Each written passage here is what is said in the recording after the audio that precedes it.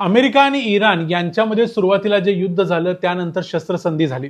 शस्त्रसंधी होऊन देखील आता 1 महिना पूर्ण झालेला आहे, पण तरी देखील इराण आणि अमेरिका यांच्यामध्ये हे युद्ध पूर्णपणे थांबलंय असं म्हणता येत नाही. आज देखील स्ट्रेट ऑफ हॉर्मुझ मधून 10% जास्त वाहतूक होत नाही. जी वाहतूक होते ती इराणच्या परमिशनने होते. अमेरिकेनं म्हटलंय की आम्ही इराणला ब्लॉक केलंय, पण अमेरिकेनं जरी ब्लॉक केलं असलं तरी इराणचं जास्त काही वाकडं अमेरिका करू शकले असं वाटत नाही, कारण इराणमध्ये रोजच्या रोज सेलिब्रेशन्स होत आहेत आणि सगळं काही व्यवस्थित चाललंय असं एकूणच इराणमधली परिस्थिती पाहता दिसते. या सगळ्या गोष्टी आजूबाजूला घडत असताना डोनाल्ड ट्रम्प यांचं जे चालू आहे ते चालू आहे, पण इराणनं एक नवीन धमकी आता दिलेली आहे. त्यांनी असं म्हटलंय की आम्ही अजूनपर्यंत या युद्धात आमच्या पूर्णपणे क्षमता वापरलेल्या नाहीत. जर आम्ही आमच्या सगळ्या क्षमता वापरल्या तर अमेरिका या हल्ल्याला प्रतिहल्ला करू शकणार नाही, आम्हाला उलट उत्तर देऊ शकणार नाही, काहीच करू शकणार नाही. या सगळ्या गोष्टी जर अमेरिकेनं पुन्हा आमच्यावर हल्ला केला तर तुम्हाला बघायला मिळतील अशी धमकी त्यांनी दिलेली आहे.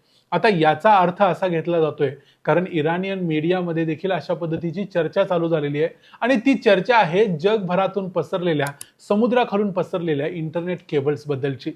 ही धमकी नेमकी अशी आहे की जर काही अमेरिकेनं पुन्हा इराणवर हल्ला केला तर जगभरातलं सगळं इंटरनेट विस्कळीत होऊ शकतं किंवा बंद होऊ शकतं, कारण स्ट्रेट ऑफ हॉर्मुझ मधून जाणाऱ्या सगळ्या इंटरनेट केबल्स इराण उडवून देईल.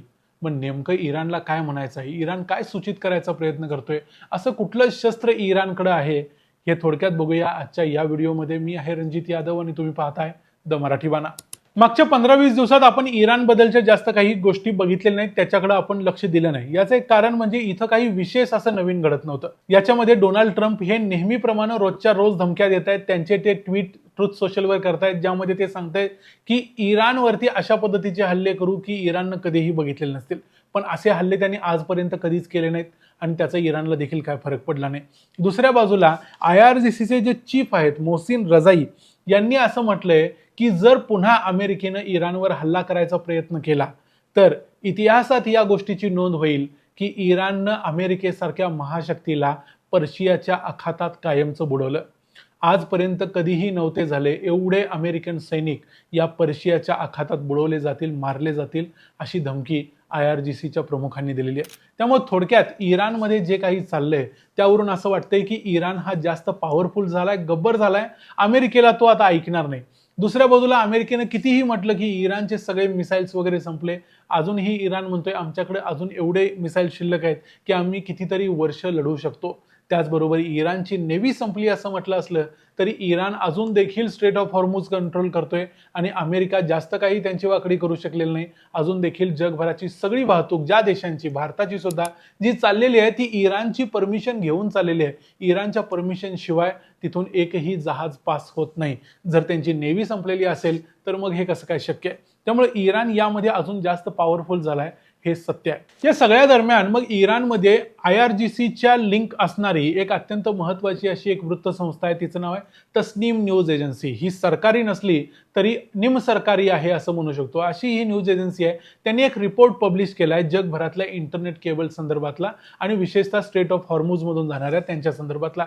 त्यांनी त्यात म्हणलंय की जगभरातलं जे काही इंटरनेट आहे त्याच्यावरती जे डिजिटल इकॉनॉमी आहे ही चालत असते आणि या इकॉनॉमीला जर चोक करायचं असेल किंवा प्रेशर पॉइंट म्हणून वापर करायचा असेल तर स्ट्रेट ऑफ हॉर्मुझ मधून जाणाऱ्या 7 इंटरनेट केबलचा वापर करता येऊ शकतो आणि ती जगाच्या दृष्टीने अत्यंत महत्त्वाची अशी आहे.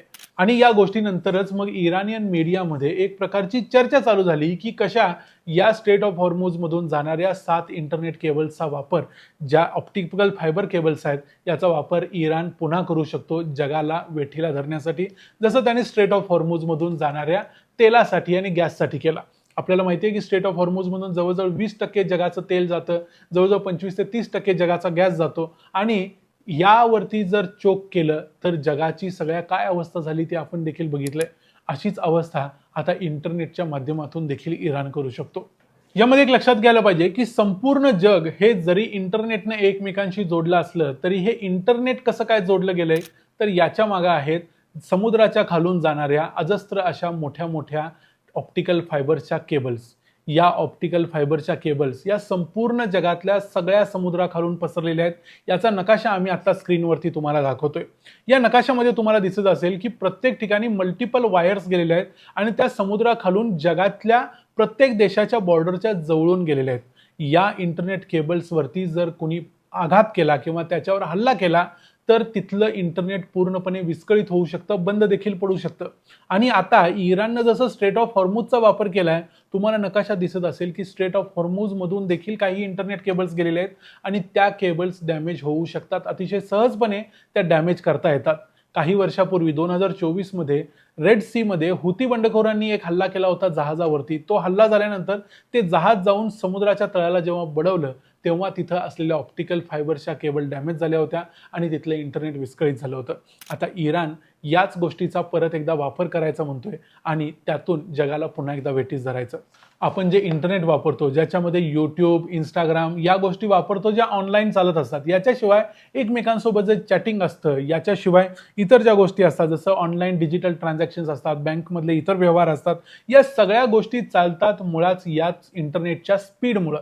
जर स्पीड नसेल, तुम्ही जर एखादं ट्रान्झॅक्शन केलं आणि समोरच्या माणसाला ते पैसे जर पोचले नाहीत व्यवस्थित वेळेत, काही मिनिटांमध्ये किंवा काही तासामध्ये जसं ठरलंय, तर याचा मोठा परिणाम सगळ्या इकॉनॉमीवरती होऊ शकतो. जसं तुम्ही एखादा मेसेज समोरच्याला पाठवला आणि तो मेसेज त्याला उद्याच दुपारी जाऊन पोचला तर त्याच्यातनं किती फटका बसेल हे तुम्हाला देखील माहिती आहे. कारण ही जी लेटन्सी आहे, हा जो लेट होण्याचा प्रकार आहे, हो वाढू शकतो या एका गोष्टीमुळं. बंद पडू शकतं हा धोका देखील आहे, पण बंद नाही पडलं तरी किमान जे रूट्स आहेत इंटरनेट केबल्सचे, ते रूट्स वेगळे अल्टरनेट वापरावे लागतील आणि त्यामध्ये नुकसान जगाचं होऊ शकतं आणि अशी धमकी सध्या इराणियन मीडिया देतोय.